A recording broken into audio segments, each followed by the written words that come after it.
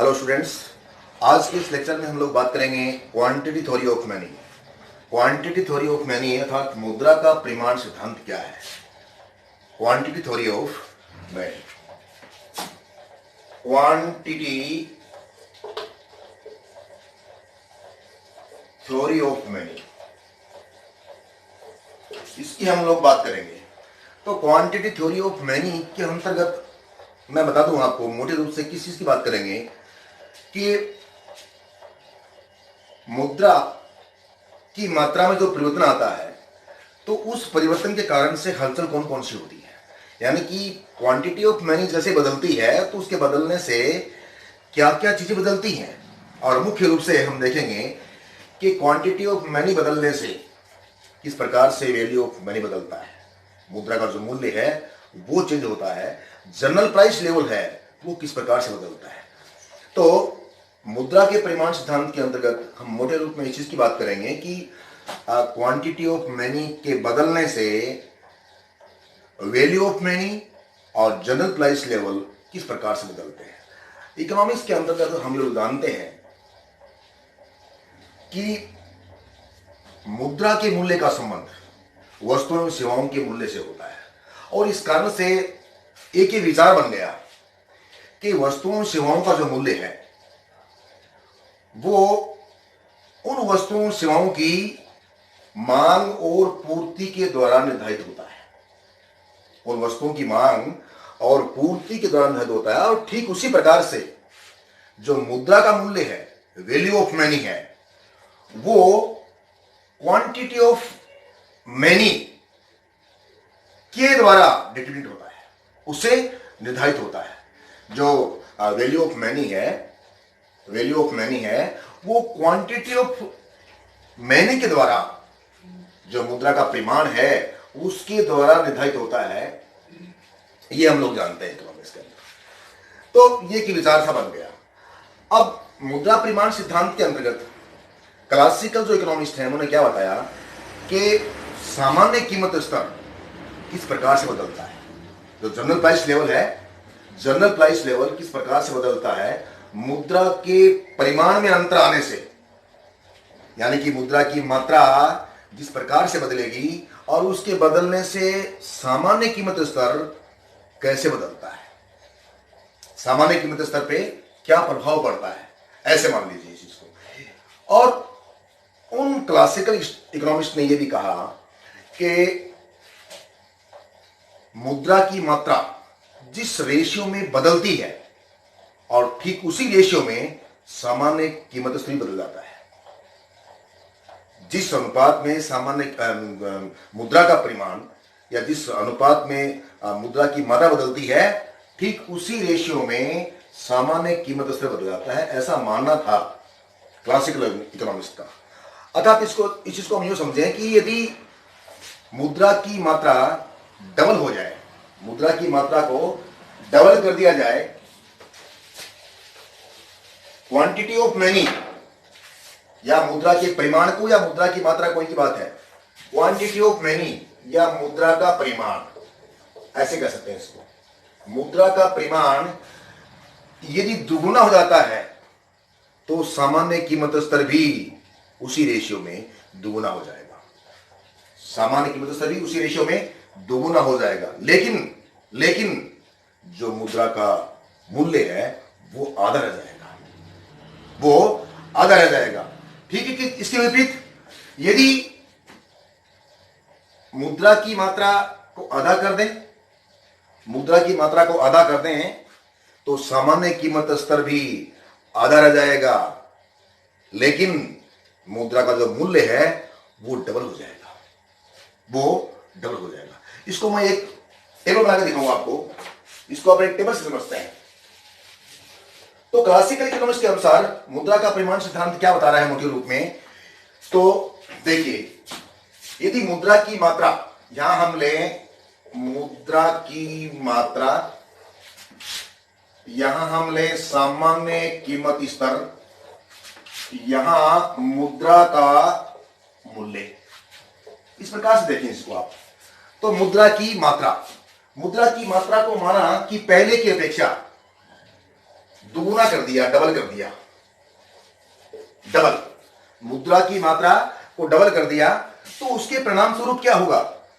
मुद्रा की मात्रा को डबल करने का परिणाम क्या होगा कि सामान्य कीमत स्तर भी उसी रेशियो में डबल हो जाएगा, डबल हो जाएगा, लेकिन मुद्रा का जो मूल्य है वो आधा रह जाएगा, आधा, हाफ, वो हाफ रह जाएगा।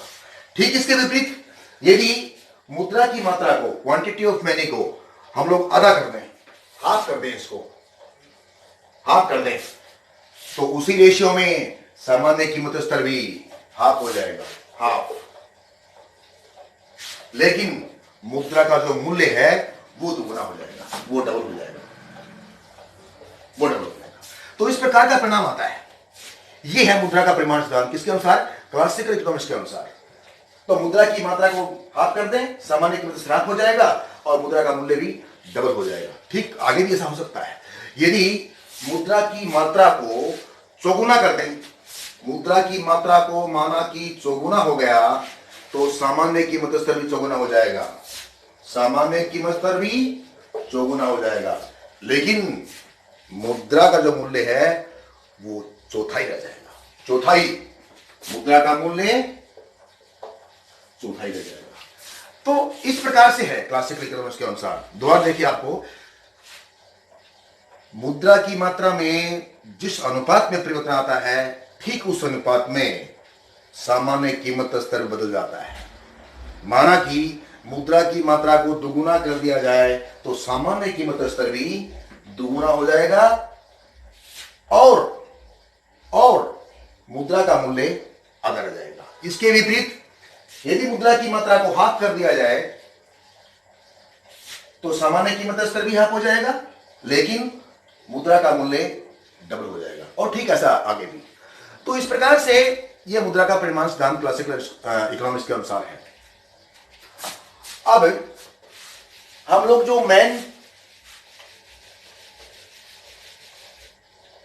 मुख्य रूप से बात करने जा रहे हैं, वो हम लोग बात कर रहे हैं कि कितने वर्जन हैं इसके, वर्जन। तो there are 2 version of quantity theory of money. यहां मुद्रा परिमाण सिद्धांत को समझाने के लिए 2 वर्जन हम लोग लेंगे। एक का नाम है कैश ट्रांजैक्शन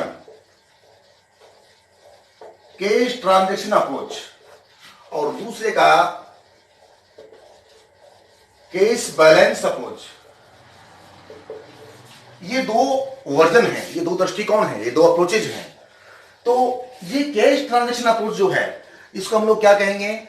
इसका नाम है लेन देन का दृष्टिकोण, इसका नाम है, दूसरा नाम है सौदों का दृष्टिकोण, सौदों का दृष्टिकोण। तो ये मुद्रा परिमाण सिद्धांत के बारे में ये 2 वर्जन हैं। पहले का नाम कैश ट्रांजैक्शन अप्रोच है और दूसरे का नाम कैश बैलेंस अप्रोच है। तो आज केवल हम इसकी बात कर रहे हैं, कैश ट्रांजैक्शन अप्रोच की। तो कैश ट्रांजैक्शन अप्रोच का जो नाम है वो मुख्य रूप से जुड़ा हुआ है, एक अमेरिकन इकोनॉमिस्ट हैं, प्रोफेसर इरविंग फिशर।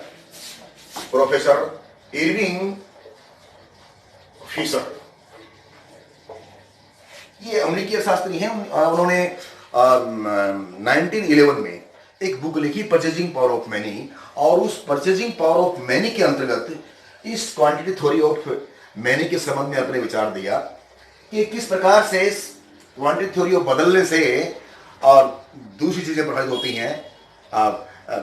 मुद्रा का जो मूल्य है, जनरल प्राइस लेवल है, किस प्रकार से बदलता है। उन्होंने बड़े ब्रॉड रूप में इसको अपने विचार रखे इस बुक के अंतर्गत, परचेजिंग पावर ऑफ मनी। तो फिशर की थ्योरी में क्या कहा गया कि मुद्रा का जो मूल्य है वो किस प्रकार से बदलता है, क्वांटिटी ऑफ मनी के बदलने से। तो उन्होंने एक फॉर्मूला दिया, उस फॉर्मूला को देखेंगे। उसके पहले अपन देखें कि अपनी थ्योरी देने से पहले कुछ चीजों को फिशर ने स्टेबल माना है। तो वो कौन कौन सी चीजें हैं जिन चीजों को फिशर अपनी थ्योरी के अंतर्गत स्टेबल मान के चलता है, यानी कि कुछ अजम्पशंस हैं, उसकी कुछ मान्यताएं हैं अपनी थ्योरी को लागू करने के लिए, और उसमें पहली जो assumptions है वो है एम व एम डेज। एम व एम डेज का जो संबंध है, या यूं कहें कि जो रेशियो है वो स्थिर रहता है, वो स्थिर रहेगा। एम व एम डेज का जो रेशियो है वो स्थिर रहता है। एम व एम डेज का रेशियो, यानी कि एम के बदलने से ठीक उसी रेशियो में एम डेज भी बदल जाता है। एम के बदलने से एम डेज भी बदल जाता है। अब ये एम और एम क्या है? एम और एम क्या है, या एम क्या है? एम है मुद्रा की मात्रा, करेंसी की मात्रा जो हमारे पास है, जो वस्तुओं सेवाओं को खरीदने के लिए, वस्तुओं सेवाओं लैंड इत्यादि को खरीदने के लिए हमारे पास अवेलेबल है, वो है एम। और एम डेज क्या है? ये है साख मुद्रा, जमा राशि। एम डेज साख मुद्रा या जमा राशि। एम का मतलब करेंसी। तो इस प्रकार से एम व एम डेज का जो रेशियो है वो स्टेबल रहता है। अर्थात यूं कहें कि एम के बदलने से एम डेज भी उसी अनुपात में बदल जाता है। अब शुरुआत में जैसे को माना कि शुरुआत की स्थिति में एम 50 इकाई है, ये वाला एम 50 इकाई है और एम डेज 100 इकाई है। अब इसमें चेंज करते हैं अपन, तो चेंज का मतलब एम, माना कि ये जो एम है ये एम 50 इकाई से बढ़कर के 100 इकाई हो गया, तो ये जो एम डेज है ये भी 100 इकाई से बढ़कर के 200 इकाई हो जाएगा। इस प्रकार का रिलेशनशिप है होता है इनमें, एम व एम डेज में। तो पहली assumption ये हुई एम व एम डेज का जो संबंध है, जो रेशियो है वो स्टेबल रहता है, वो स्थिर रहता है। तो एक assumption ये है। दूसरी assumption क्या है? देखिए, दूसरी assumption है वी व वी डेज स्टेबल रहेंगे। दूसरी है वी व वी डेज, ये भी स्टेबल रहेंगे, वी व वी डेज। अब वी क्या है? वी को बोलेंगे हम वेलोसिटी ऑफ मनी। वी का मतलब वेलोसिटी ऑफ मनी। इसको हिंदी में बोलेंगे मुद्रा का संचलन वेग। मुद्रा का संचलन वेग, velocity of money, velocity of money. तो वेलोसिटी ऑफ मनी क्या है? मुद्रा का संचलन वेग या मुद्रा का आय संचलन वेग क्या है? देखिए ये क्या है? मुद्रा की एक इकाई, मुद्रा की एक इकाई एक वर्ष में जब आय सृजन के लिए कितने औसत रूप से कितने हाथों से होके गुजरती है, वो है velocity of circulation of money. मुद्रा का आय संचलन वेग। पूरे देखिए, मुद्रा की एक इकाई एक वर्ष में आय सृजन के लिए, क्रिएशन ऑफ इनकम, आय सृजन के लिए औसत रूप से जितने हाथों से होके गुजरती है वो है वेलोसिटी ऑफ मनी। मुद्रा का आय संचलन वेग कहते हैं उसको, वो है वी। तो ये स्थिर रहेगा इसके अंदर। और वी डेज का मतलब ये है साख मुद्रा का प्रचलन वेग, साख मुद्रा का प्रचलन वेग। तो ये दोनों स्टेबल रहेंगे, वी व वी डेज, दोनों की मात्रा जो है वो स्थिर रहेगी। चलिए, तो दूसरी assumption हमारी ये थी। तीसरी assumption ये है कि टी का मतलब ट्रेड और टी का मतलब वस्तुओं और सेवाओं की मात्रा जो है वो स्थिर रहेगी। टी का मतलब वस्तुओं और सेवाओं की जो मात्रा है जो चल रही है वो भी स्टेबल रहेगी। अभी थोड़ी के अंदर फिर ने माना है कि टी की जो मात्रा है वो भी स्टेबल रहती है। चौथी जो assumptions है, चौथी assumptions ये है कि मुद्रा को जो है मनी कैनॉट बी होल्डिंग, उसको हम होल्डिंग नहीं कर सकते, मुद्रा का संचय नहीं कर सकते, मुद्रा का संचय नहीं किया जाता, अर्थात मुद्रा का जो लेन देन होता है उसमें बार्टर इकोनॉमी यहाँ पे प्रचलन में नहीं है। वस्तु विनिमय प्रणाली कहें आप, वो प्रचलन में नहीं है, बल्कि मुद्रा प्रचलन में है। और मुद्रा को होल्डिंग नहीं कर सकते, खर्च किया जा सकता है मुद्रा को।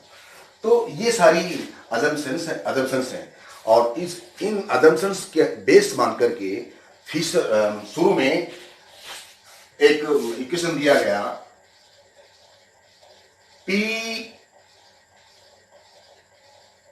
PT equal to M. शुरू में प्रारंभ में जो इक्वेशन दिया गया क्वांटिटी थ्योरी ऑफ मनी का, वो था PT equal to M. PT equal to M, ये प्रारंभिक समीकरण था। इसको हम बोलते हैं विनिमय समीकरण, विनिमय समीकरण कह सकते हैं अपन। तो PT इक्वल टू एम, तो यहां PT इक्वल टू एम क्या बता रहा है? P क्या है? ये सामान्य कीमत स्तर है। T क्या है? सौदों की मात्रा है। M क्या है? मुद्रा की मात्रा है, करेंसी है। और कौन सी करेंसी? जो हमारे पास है, हम वस्तुओं और सेवाओं को जिसे खरीद सकते हैं, जो हमारे पास वस्तुओं और सेवाओं को खरीदने के लिए अवेलेबल है। तो it is that kind of money. तो ये PT इक्वल टू एम। अब देखिए आप, यदि हम यहाँ T को स्टेबल मान लें, तो जैसे में हमने बोला है कि M वो M डेज का रेशियो स्थिर रहेगा, V वह V डेज स्टेबल रहेगा, T की जो क्वांटिटी है वो स्टेबल रहेगी, मुद्रा जो है उसको होल्डिंग नहीं किया जा सकता, और बार्टर इकोनॉमी प्रचलन में नहीं है, मैनी के माध्यम से हम लोग परचेजिंग करते रहते हैं, वो मुद्रा प्रचलन में होती है। ये सारी अजम्पशंस मानी थी और उसके बेस पे हम देख रहे हैं कि कौन कौन से इक्वेशन है इसके फिशर क्वांटिटी ऑफ मनी के कौन से। तो ये एक बेसिक इसका इक्वेशन है PT इक्वल टू एम। तो इसके अंतर्गत यदि हम T को स्थिर माने तो हमारे पास क्या बचता है? P equal to M. अब ये बता रहा है P equal to M, P equal to M. इसके मायने क्या है कि P में परिवर्तन वैसे ही होंगे जैसे परिवर्तन M में होंगे।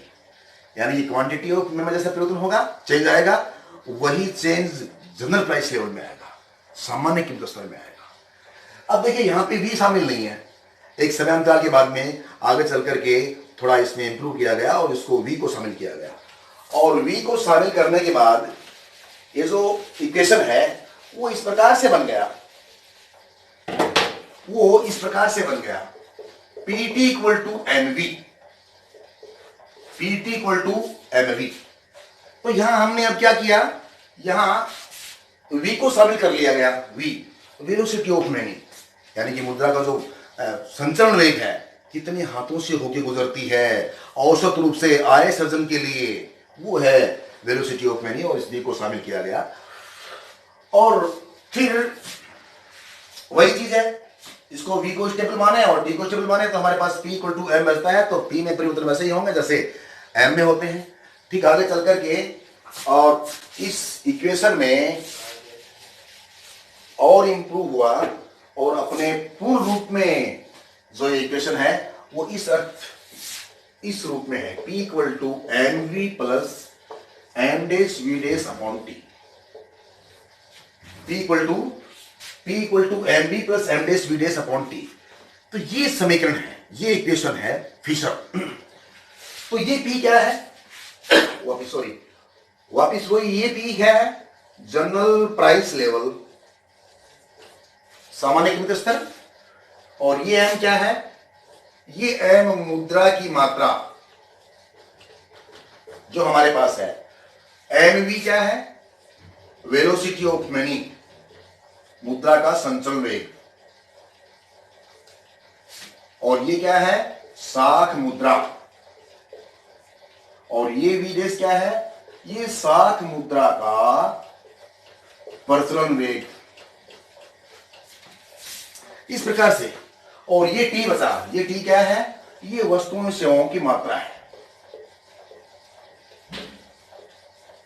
ये वस्तुओं और सेवाओं की मात्रा है।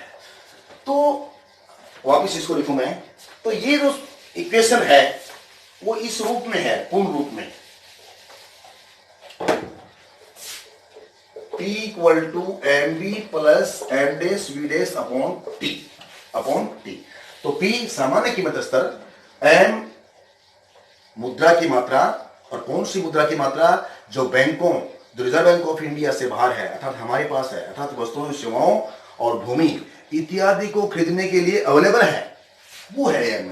और वी वेलोसिटी ऑफ मनी, जिसे हम बाकी, एम डेस साख मुद्रा और वी डेस साख मुद्रा का प्रसरण वेग अपॉन टी क्या है, वस्तुओं सेवाओं की मात्रा है। इस फॉर्मूले को इस प्रकार से भी अपन लिख सकते हैं, M V plus M dash V dash equal to PT, M V plus M dash V dash equal to PT.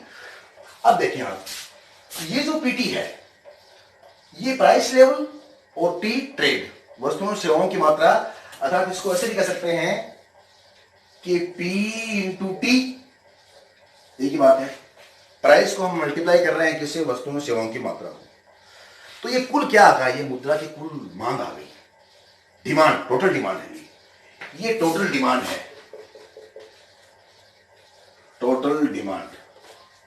और ये क्या है, ये क्वांटिटी ऑफ मनी है या सप्लाई ऑफ मनी है, सप्लाई ऑफ मनी है, ठीक है। ये मुद्रा की मात्रा, ये उसका वेलोसिटी, ये साख मुद्रा की मात्रा, ये उसका वेलोसिटी, तो ये क्या हो गया, सप्लाई ऑफ मनी। तो एक तरफ मुद्रा की मांग है, एक तरफ मुद्रा की पूर्ति है। तो ये इस प्रकार से इक्वेशन है। अब इस इक्वेशन में अब याद करें जो हमने ली थी अजम्पशंस, और अजम्पशंस मैं आपको फिर रिव्यू कराऊं। हमने माना था कि एम व एम डेस का जो रेशियो है वो स्टेबल रहेगा, और वी व वी डेस स्थिर रहेगा, और टी स्थिर रहेगा। ये स्थिर मानने पर माने कोई चेंज नहीं हो रहा है, तो एम व एम डेस, एम व एम डेस, ये रहा एम और एम डेस, इन दोनों का तो रेशियो जो है वो स्टेबल रहता है। स्टेबल का मतलब जिस रेशियो में एम बदलता है उसी रेशियो में एम डेस बदलता है, ये एक स्थिरता रहेगी इन दोनों में। दूसरा वी व वी डेस स्थिर रहेगा, वी और वी डेस, वी क्या मतलब velocity of circulation of money, और वी डेस साख मुद्रा का प्रसरण रहेगा, ये दोनों स्थिर रहेंगे। अर्थात ये जो वी है ये स्थिर रहेगा, और ये जो वी है ये स्थिर रहेगा, वी और वी डेस दोनों स्थिर रहेंगे। और ये टी जो है, ये टी, ये भी स्थिर रहेगा। अब दोबारा देखें, जब वी व वी डेस स्थिर हैं, टी स्थिर है, तो हमारे पास क्या बचता है, एक तो एम बचता है और एक एम डेस बचता है। इन दोनों का जो रेशियो है वो स्थिर रहता है, इन दोनों का जो रेशियो है वो स्थिर रहती है। तो टोटल रूप में हमारे पास क्या बचेगा, P इक्वल टू एम बचता है, ये P इक्वल टू एम बचता है, और ये P इक्वल टू एम ये बचता है। यानी कि इस चीज से क्या पता चलता है कि जिस रेशियो में एम बदलता है, यानी क्वांटिटी ऑफ मनी जिस रेशियो में बदलेगी उसी रेशियो में P बदल जाएगा। कहने का सही ये है कि मुद्रा का परिमाण सिद्धांत ये बता रहा है कि जिस अनुपात में मुद्रा का परिमाण बदलता है उसी अनुपात में सामान्य कीमत स्तर बदल जाता है। जितना चेंज हम इसमें करेंगे उतना ही चेंज सामान्य कीमत स्तर हो जाएगा। जैसे ही क्वांटिटी ऑफ मनी बढ़ी सामान्य कीमत स्तर बढ़ गया, जैसे ही क्वांटिटी ऑफ मनी घटी सामान्य कीमत स्तर घट गया। ये है P इक्वल टू एम। तो ये एक चीज उन्होंने बताई फिशर ने। तो फिशर का मुद्रा परिमाण सिद्धांत हमें क्या बता रहा है कि जिस अनुपात में क्वांटिटी ऑफ मनी बदलेगी ठीक उसी अनुपात में सामान्य कीमत स्तर बदल जाएगा, लेकिन साथ में मुद्रा का जो मूल्य है वह भी परिवर्तित होगा। जैसे मैंने आपको पहले बताया कि क्वांटिटी थ्योरी ऑफ मनी के डबल होने पर price of general price level double हो जाएगा, लेकिन वैल्यू ऑफ मनी आधा रह जाएगा, आधा रह जाएगा। इसको एक हम डायग्राम से दिखा सकते हैं शॉर्ट में। यहां ले मुद्रा की मात्रा और यहां ले जनरल प्राइस लेवल। अब मुद्रा की मात्रा यहां लीजिए, मान लीजिए इतनी है, माना कि ये 50 इकाई है, तो शुरुआत की स्थिति है, और ये 2 क्या है, जनरल प्राइस लेवल है। माना कि मुद्रा की मात्रा बढ़ के दूनी हो गई, 50 से 100 हो गई, तो प्राइस लेवल भी दूना हो जाएगा, यानी कि 4 हो जाएगा, 2 से 4 हो जाएगा, 2 से 4 हो जाएगा। तो ये एक सीधी रेखा के द्वारा इसको हम दिखा सकते हैं। इसको कह सकते हैं ये ओआर रेखा है। ये ओआर रेखा क्या बताती है, ये मुद्रा की मात्रा और प्राइस जो लेवल है, जनरल प्राइस लेवल है, उन दोनों के आपसी जो रिलेशनशिप है, संबंध को बताती है। और इसको हम लोग कह सकते हैं कि P is a function of M, यानी कि प्राइस जो है is depends on M। P is a function of M, यानी कि P जो है सामान्य कीमत से जो है वो M का फलन है, M के ऊपर डिपेंड कर रहा है, यानी कि जिस रेशियो में M बदलेगा उसी रेशियो में P बदल जाएगा। लेकिन मुद्रा का जो मूल्य है वो भी बदलता है, तो उसके लिए डायग्राम और हम बना सकते हैं। दूसरा डायग्राम इस प्रकार से हो सकता है,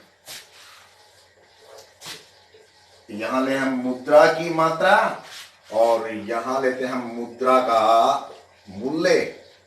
मुद्रा का मूल्य, माना कि प्रारंभ में, शुरू में मुद्रा की मात्रा यहां पे OM थी, मुद्रा की मात्रा OM थी।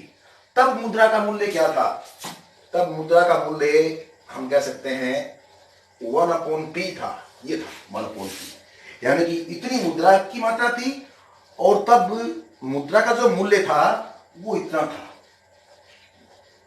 1/P। अब माना कि मुद्रा की मात्रा के बढ़कर के डबल हो गई, मुद्रा की मात्रा बढ़कर के डबल हो गई, तो डबल होने से यानी कि OM 2M हो गई, 2M होने से ये जो मुद्रा का मूल्य है वो गिर करके 1/2P हो जाएगा, 1/2P। अब माना कि ये बढ़कर के 4M हो गई, तो ये मुद्रा का मूल्य गिर करके 1/4P हो जाएगा, 1/4P हो जाएगा। इस प्रकार से इसको हम यदि आपस में मिलाएं तो हमें एक कर्व मिलता है, और उस कर्व का नाम होगा 1/P is a function of M, is a function of M।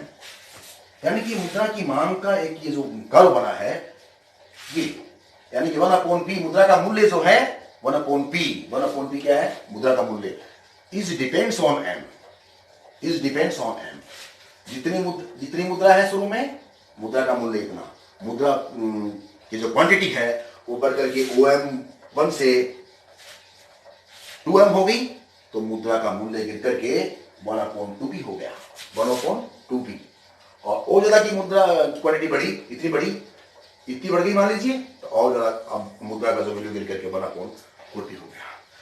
इस प्रकार से कंक्लूजन क्या है इसका, मुद्रा का परिमाण सिद्धांत फिशर के अनुसार हमें ये बता रहा है कि जिस रेशियो में क्वांटिटी ऑफ मनी, मुद्रा का परिमाण सिद्धांत, मुद्रा का परिमाण बदलता है, जिस रेशियो में मुद्रा की मात्रा बदलती है, ठीक उसी रेशियो में सामान्य कीमत से बदल जाता है, लेकिन मुद्रा का जो मूल्य है वो भी प्रभावित होता है, मुद्रा का जो मूल्य है साथ में वह भी बदलता है। तो ये प्रोफेसर इरविंग का मुद्रा परिमाण सिद्धांत था। Thank you.